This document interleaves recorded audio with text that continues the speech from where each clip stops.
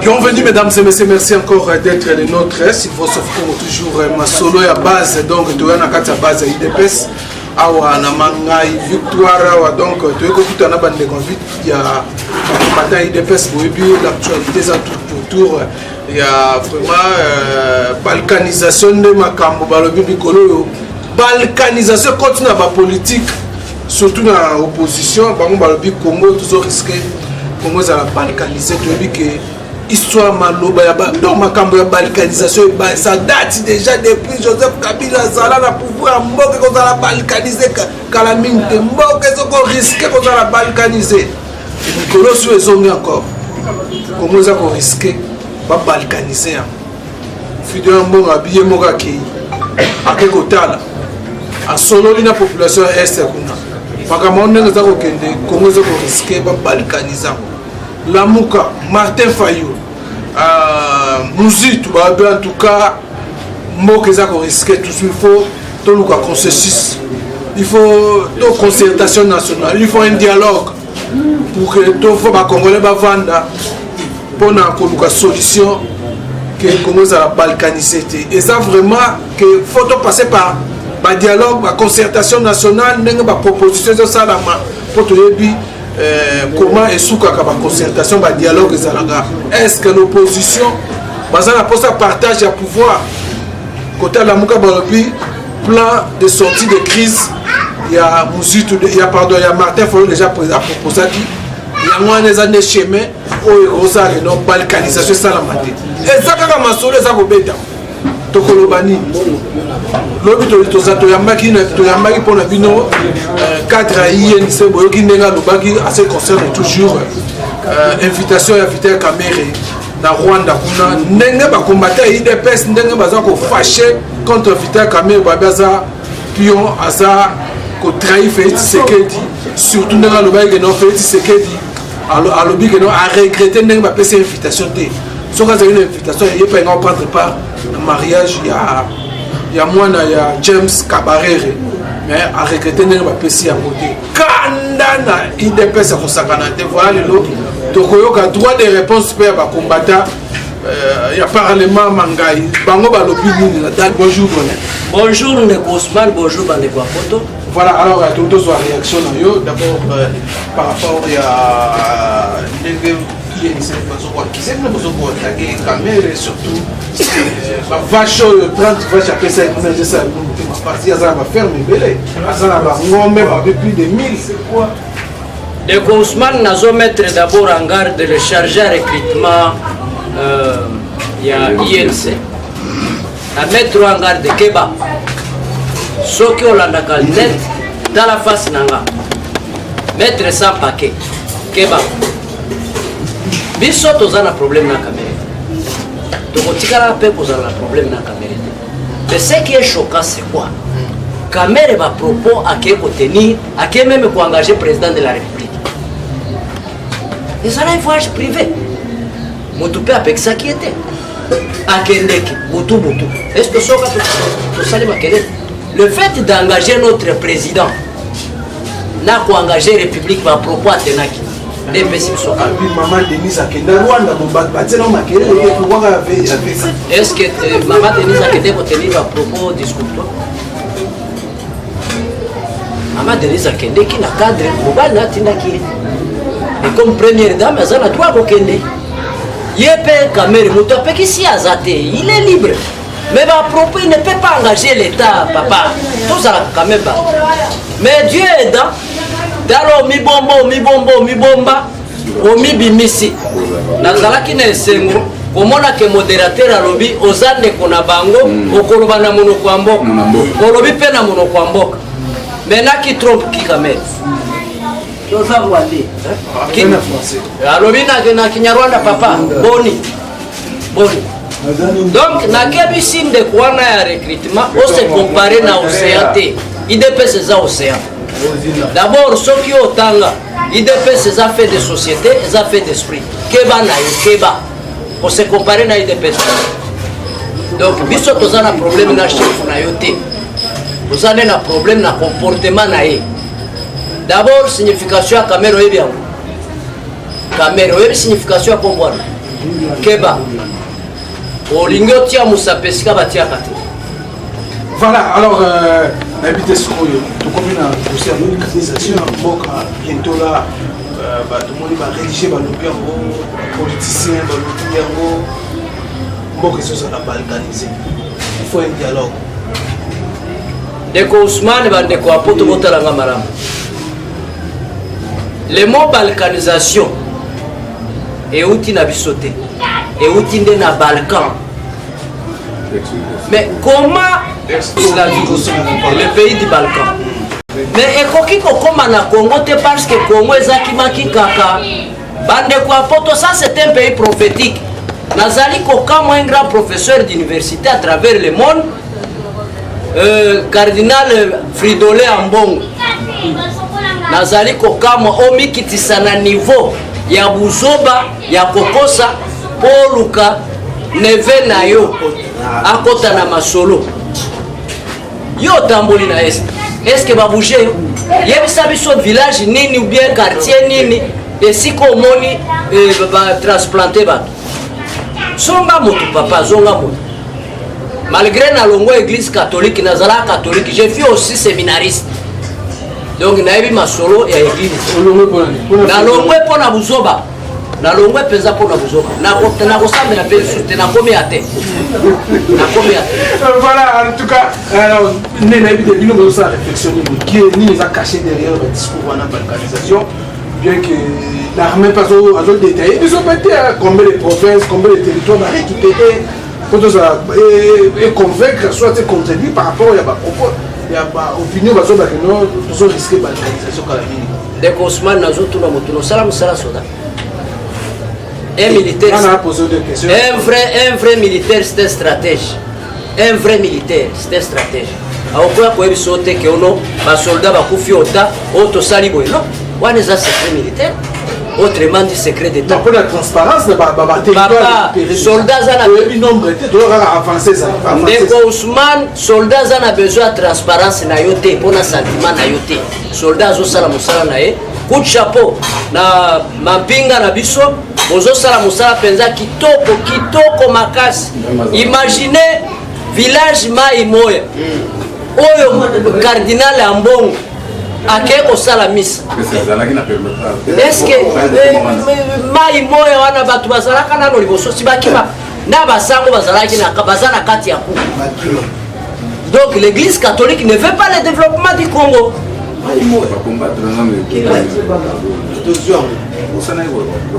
Troisième fois où toi cette église là c'est une église vraiment farouche contre la bonne marche. Troisième point où toi c'est aussi une église catholique à travers cardinal Monseigneur Passy. Bazaba tout surtout en bon voisin méchant. Il y a gratuité là recueilli là mbongo ekei ye moko pe mbongo ekei zimbongo. Voilà, alors on continue. Alors on a évité par rapport à ce qui se passe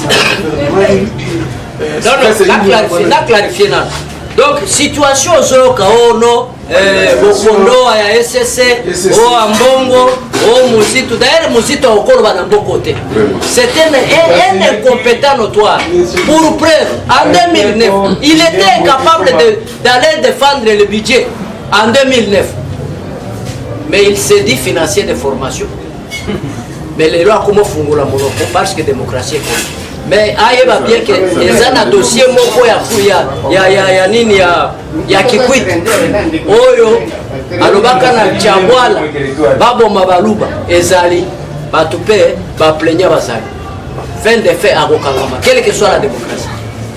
Fayulu n'en parlons même pas discours ya vérité des îles sili nango alembi abubuki nako bubu tala mwana mai matungulu yona azongi jeune yo pe ya katoko yamba yo pozo akina jeep na 100,000 ya millionnaire déjà millionnaire ya wapi papa millionnaire yo mbo jeep ele loko millionnaire ya wapi papa azongi sa yango papa to yebani toyebani Fayulu aza mwana aza vie ya Avenue Chikapa biso pe na Avenue Chikapa na bombi numéro donc toyebi grand frère déjà kauto ata lelo ngio bien amona inga na matanga te pour tous avoir la balabala. Ok, voilà, alors on a invité Sikoyo par rapport à ce qui s'est passé. Sylvestre ministre Assali Condition donc on a pour la Macambo, on va conflit aux 4 provinces. Il y a RTC. On a invité 4 provinces. Il y a un conflit. Alors, on a invité son rôle par rapport à ça. C'est comme si le Premier ministre a violé la prérogative du vice-premier ministre. Ezosala pasi mingi na motema komona ke batoto banda ko respecter na mboka oyo bamikitisi na niveau ya caniveau. Je ne pouvais pas m'imaginer qu'un grand professeur d'université à économie comme Sylvestre Ilunga Ilukamba aoki komikitisa na niveau. Papa longwa makambo FCC okomi mokolo peuple akondona esengo prérogative wana eza ya ministre ya justice te donc ozwi injonction pepe ozwi injonction ya mutu meme aza na niveau na bato baza na niveau na yo te koma okoki komikitisa na niveau wana donc eza bakabale oyo FCC azomonte mpo tokoma le 24 te mais tokokoma na biso nakoyebisa bato nakoyebisa bandeko na ya FCC constitution wana bokendeki kosala na Liège bokamataki constitution wana botransforme neti veste ya Kabila lelo Félix Pomba alati yango me nga nakogarantir bino aokoma na niveau wana te toza na besoin ya kimia mosala esalema na kimia mais soki bozokontinue na buzoba Mais c'est Simba, tu as comment attendre non, c'est Simba. C'est Simba te wa. Vie sociale ça ne marche pas, rien ne va là. Pendant plus d'une décennie, vie sociale est cas difficile. Na une année, nous avons exigé moto balola mabanga papa bokokama ebele bakozanga même eloko akosala. D'ailleurs tozana ba toilette te, tozaka na ba coup direct. Mais dans moins d'ici décembre, l'année prochaine, on va importer le soutien. Ok, merci. Bonjour, président Richard. Bonjour, Ndeko Ousmane. Oui, alors, l'invité, Bino Masolo, Bino de base, Bino Bolvaka, IDPS, pyramide renversée, mais Ndeko ya lobby à INSA, Bino Bolvaka, pyramide renversée, mais dans le sommet, on a Bino, souffrir. Quand on critique Vita Kamere pour répondre à l'invitation de James Cabaret, il faut répondre par rapport à propos de l'émission sur Saladina. Ndeko Ousmane na sepeli parce que on a attendre. Biso UDPS, nous avons combattu dans ce pays pendant que Kamere s'est la coulé tous avec le président sortant Kabila. Biso soki to s'en prendre na Kamere ezali par rapport à propos oyo atenaki na mariage wa. Biso tozali bazogate. Nous ne sommes pas des Ougandais, nous ne sommes pas des Rwandais, nous sommes des Congolais. Ceux qui babengissaki un cadre privé, il fallait normalement attenir vos propos na ndenge ya vitaki. Pourquoi associer les noms du président de la République? Président de la République a été en Rwanda par diplomatie pour que officiellement pour que Kimia ait parce que tu as vu que nos adversaires des fois ils sont en Rwanda, des fois ils sont sur le terrain, mais ils sont pour ça la massacre sur les sols congolais. Alors Félix a vu diplomatie à Tiambo Liboso. À Kendaka Nuitamate, à Kendaka invitation privée. Kamere, ce n'était pas un voyage officiel à Kamere, quoi que de engager comme il y a Félix. Donc c'est là où il a péché.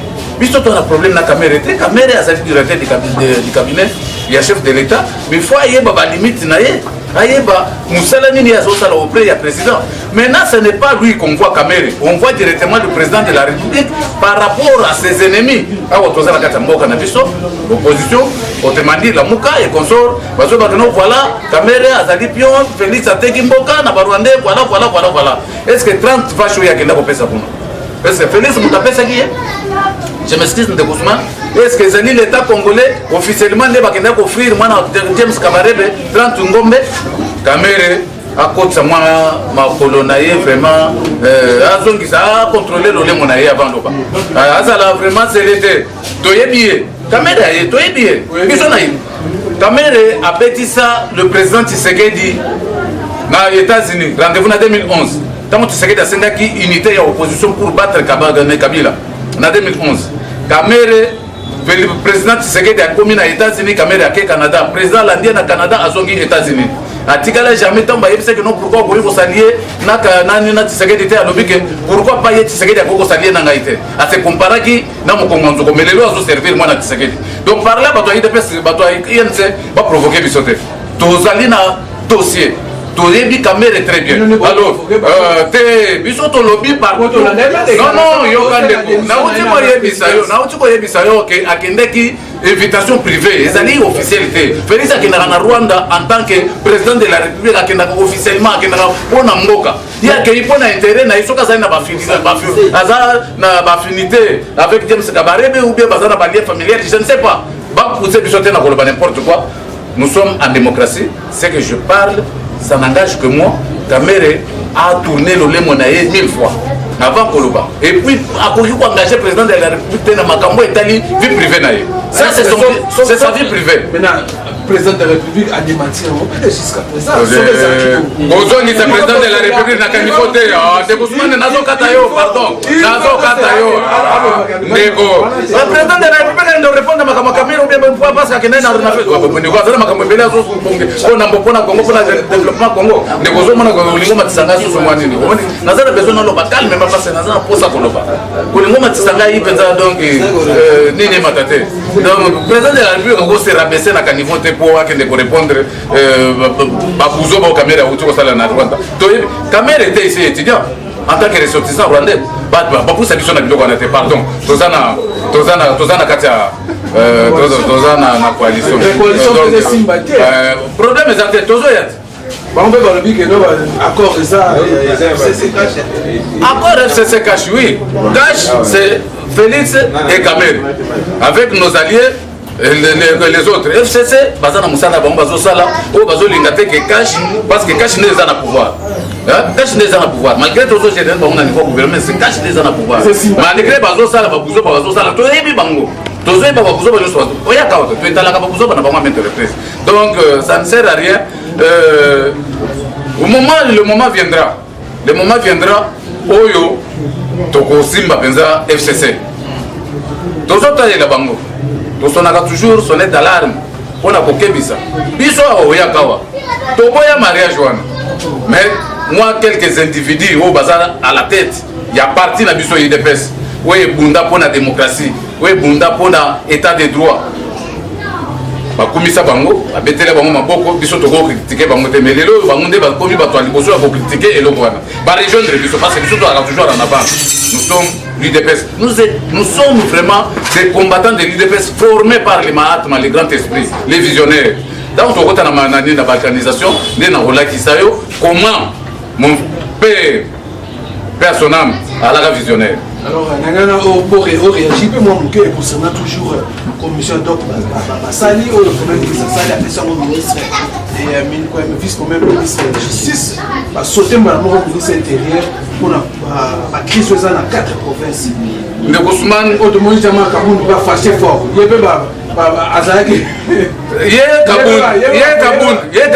Mabunda devia qui a violé qui sous ni pas progressif. Negosman nazo yebisa yo so mukolo okuta na Kabundi yebisa ke non babengi baluka kaona mangai aya ko ikola politique awo parce que biso toza ko dénoncer ya monde je siko ya komi kon maintenant bon il veut se racheter mais biso tozali ba vanguardiste ye aya la ki suku d'abord na liwo kota na makamba Kabundi lelo te oyebike na popola kaye Ilunga Ilukamba Pepe fonga pe naza Pepe naza pe na bakoko Pepe azali mutu ya FCC atika bajewa parce que ba prérogative wana eza ba prérogative ya ministre de l'intérieur ministre de la justice azana eloko mokote tori ba ngo bazo sala biloko nyuso wana pour diminuer ba ministre ya cash ou bien peut-être pour montrer à la face du monde que non Félix est faible. Félix n'est pas faible mais répondre c'est une force patiente mon patience n'est aussi là pas surtout. Voilà, mesdames et messieurs, on continue, hein, toujours. Donc, ça va être combattant ma solo à base. Donc, base, il est à Rossakanater. Alors, Congo, Congo, ils ont risqué encore une balkanisation. Ils sont sur la politicien, on a eu une position comme une man à face, moko non balkanisation comme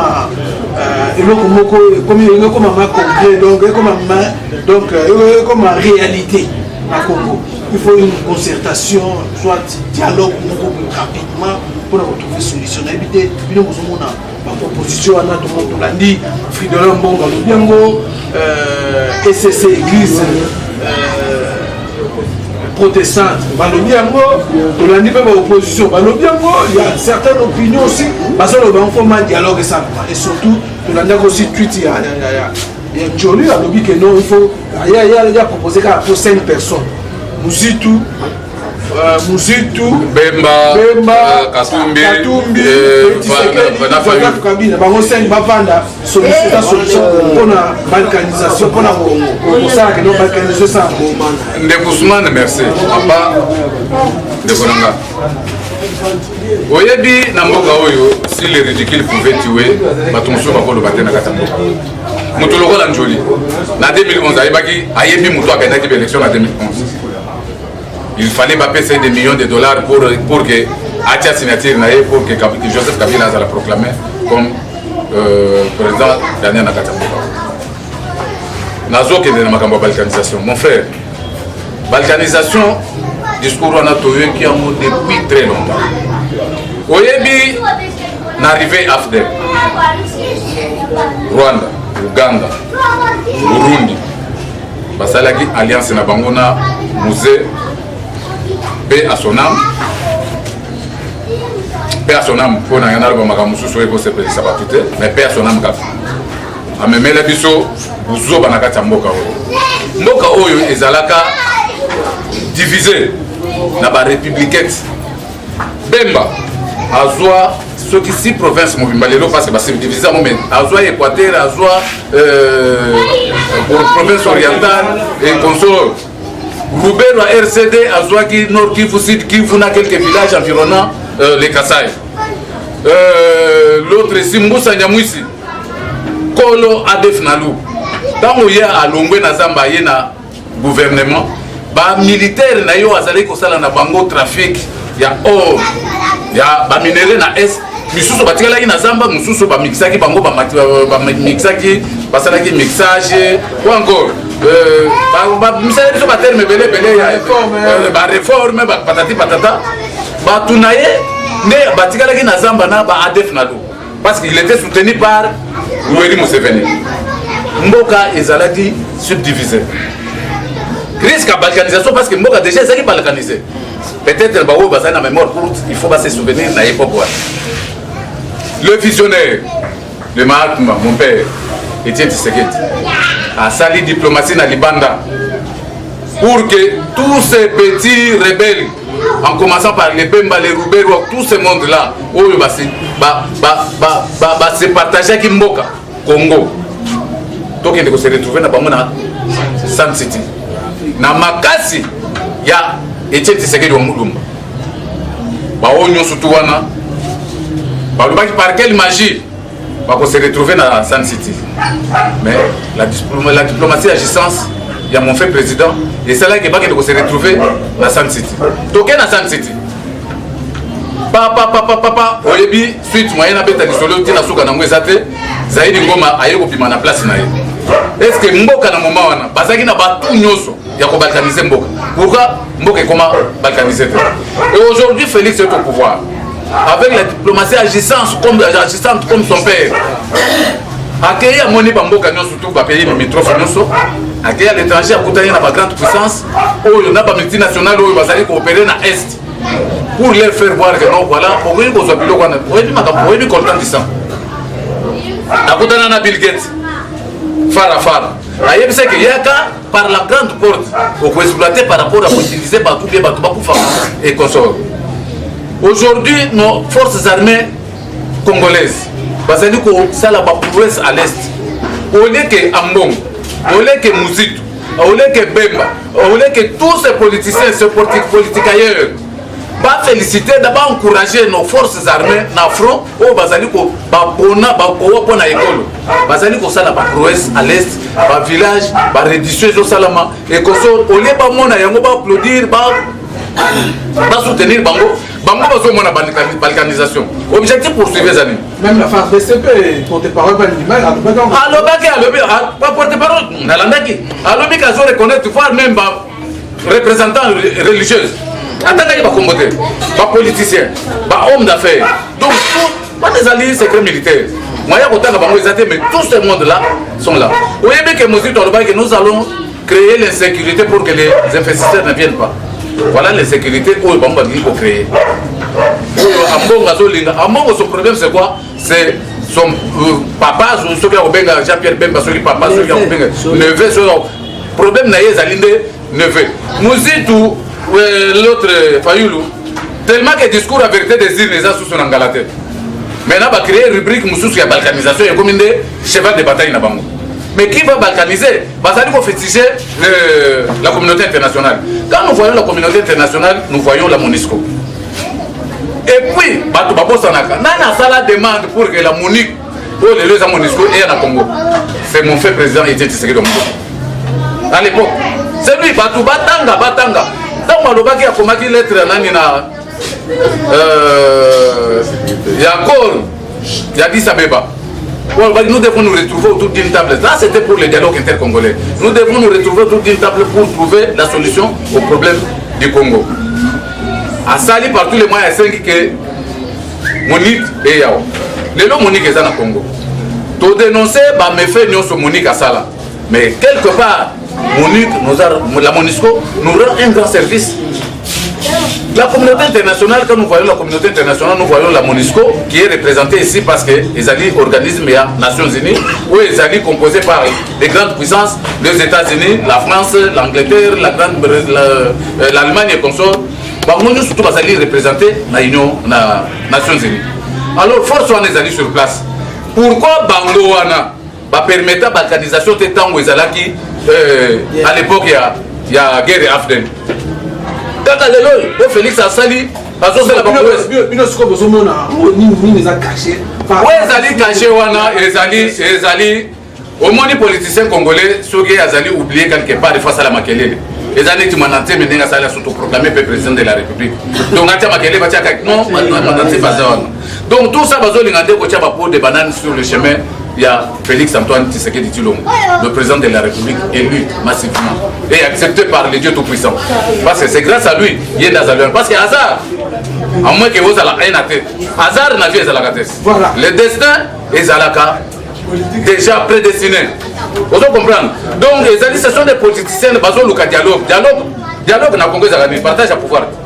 Donc, on a non, en tout cas, il faut créer quelque chose, utiliser l'homme de Dieu. Mais je regrette l'église catholique. Je regrette. Voilà. Je regrette le comportement des alliés en côté. Voilà, toujours tous continuer. Merci. Mot des combattants. Voilà. Merci. Le gars là, premier combattant, comment est-ce que va combattant? Voilà, alors, n'habitez par rapport aux hommes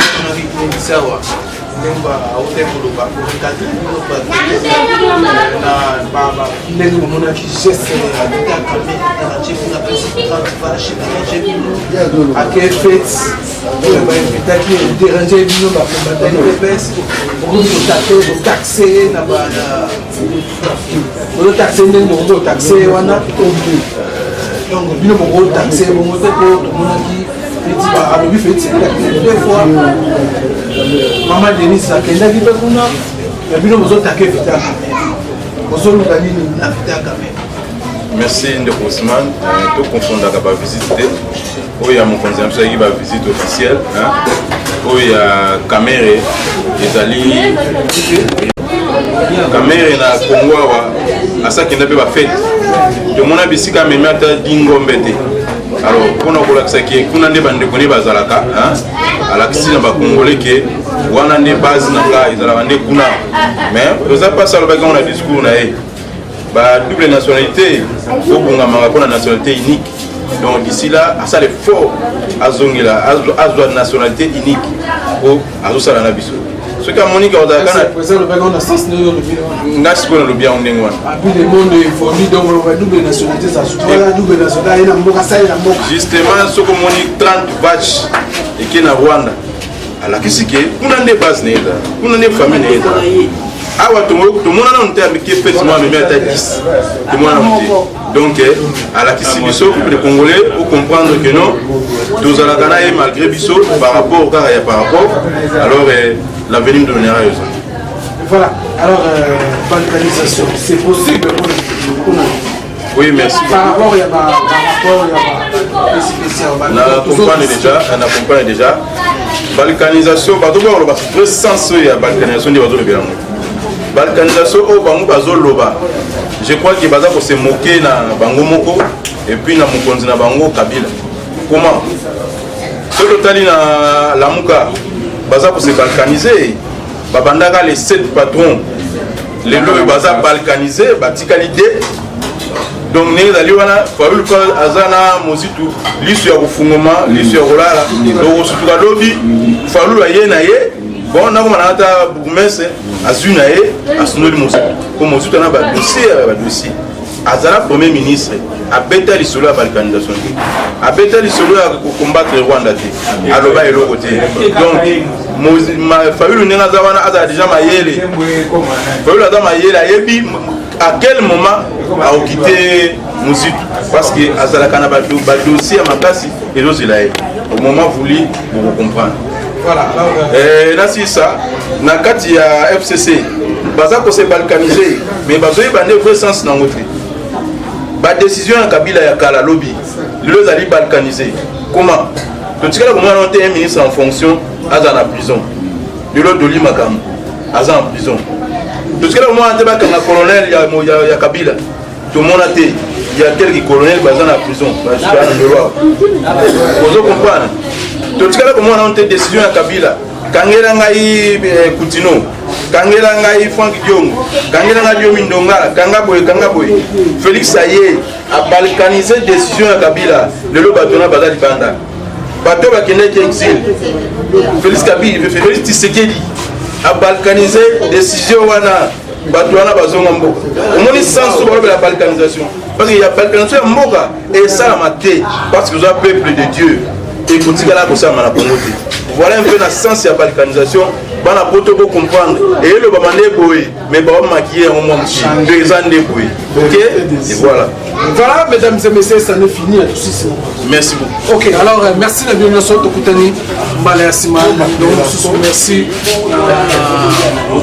Bertrand Tsumbi, la caméra, Francis Pakana montage.